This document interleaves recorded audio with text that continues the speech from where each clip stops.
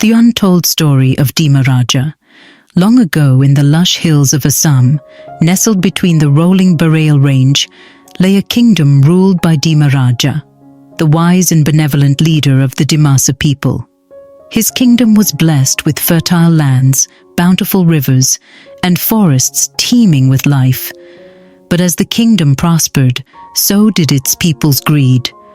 Forests were cleared to build homes, rivers were dammed for irrigation, and sacred sites of the forest spirits were neglected. Soon, calamity struck. The rivers began to dry, crops failed, and animals fled the forests.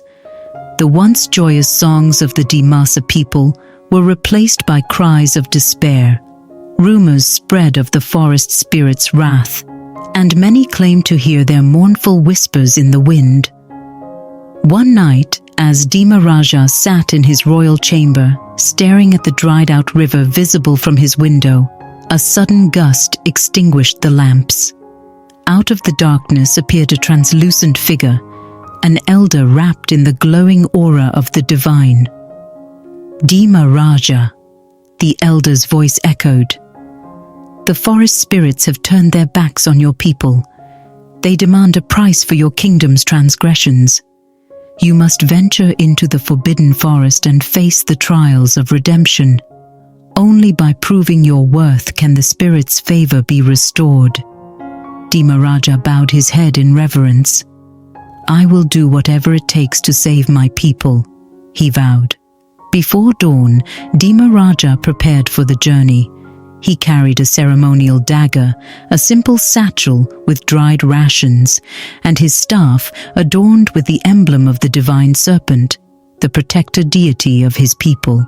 His loyal guard, Suro, insisted on accompanying him.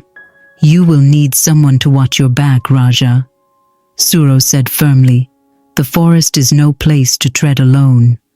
Together, they rode into the dense forest, leaving behind the safety of the palace. The path was shrouded in mist, and the towering trees seemed to whisper secrets of an age long past. As they ventured deeper, the forest grew darker, as though the light of the sun dared not intrude.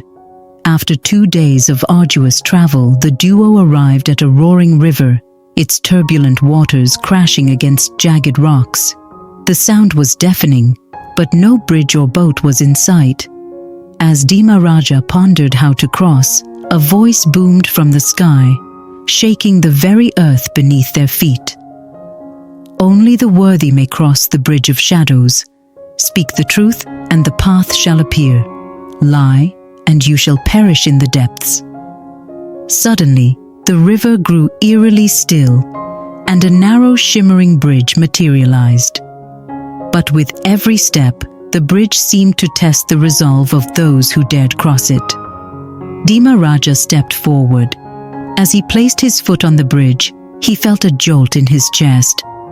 A disembodied voice whispered, "Reveal your deepest truth, Dima Raja. Only then will you cross unscathed." Images of his reign flashed before him, the decisions he had made, the lives he had changed.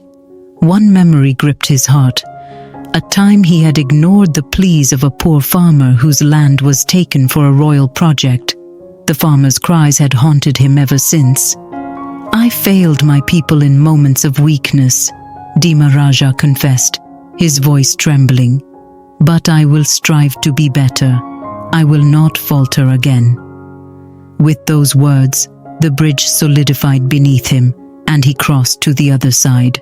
Suro followed, but not without his own confession, a secret betrayal from his past. As they reached the riverbank, the voice spoke again. "You have faced the truth within, but your journey has just begun." Deeper into the forest, they came upon a grove bathed in an unnatural stillness. The chirping of birds and the rustling of leaves ceased, leaving an oppressive silence. At the center of the grove stood a massive tree, its branches adorned with golden fruit. A spirit emerged from the base of the tree, her form ethereal and shimmering. "The fruit holds the essence of life for your kingdom," she declared, but it can only be plucked by one whose heart is pure and intentions are noble. Dima Raja approached the tree. As he reached out, visions clouded his mind. He saw his people suffering, their gaunt faces filled with despair. Then he saw temptations, visions of power, wealth, and glory, all within his grasp if he abandoned his quest. His hands trembled, but he closed his eyes and whispered, "I seek no power for myself. My people are my only concern." When he opened his eyes, the golden fruit glowed brighter. Carefully he plucked it, and the grove erupted into life. Birds sang, leaves rustled, and a gentle breeze carried the spirit's approving words. "You have proven your purity. The second trial is complete." As they continued, Suro grew restless. "Raja," he said hesitantly, "these trials are testing you alone. What of me? Am I just your shadow?" Dharma Raja paused, sensing the tension. "This journey is not about proving superiority, Suro. It's about redemption, for me, for you, for all of us." But doubt gnawed at Suro's heart. Unbeknownst to Dima Raja, the forest spirits whispered to him, planting seeds of betrayal. The final trial. On the seventh day, they reached a clearing where a colossal serpent coiled around a stone altar. Its emerald scales shimmered in the moonlight, and its eyes glowed with an ancient wisdom. "You stand before the guardian of the forest," the serpent hissed. "Your final trial is the dance of life. Balance and grace will determine your fate."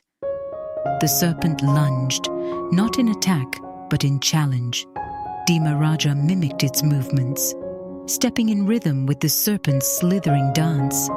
It was a test of harmony, a reminder that humanity and nature must coexist. As the dance continued, Suro's jealousy boiled over. He lunged at the serpent, dagger in hand, but the serpent's tail struck him down. "You dare disrupt the balance?" the serpent roared. "Only one may complete the trial." Suro, clutching his wound, whispered, "Forgive me, Raja. I was blinded by my own insecurities." Dima Raja completed the dance and the serpent bowed. "You have restored the balance. The forest spirits accept your redemption." When Dima Raja returned to his kingdom, he brought with him the golden fruit and the blessings of the serpent. The rivers flowed once more, the crops flourished, and the people rejoiced. Suro, though injured, was forgiven and remained by Dima Raja's side, a loyal companion once more. The tale of Dima Raja's trials became a legend, a reminder that true leadership lies in humility, truth, and harmony with nature.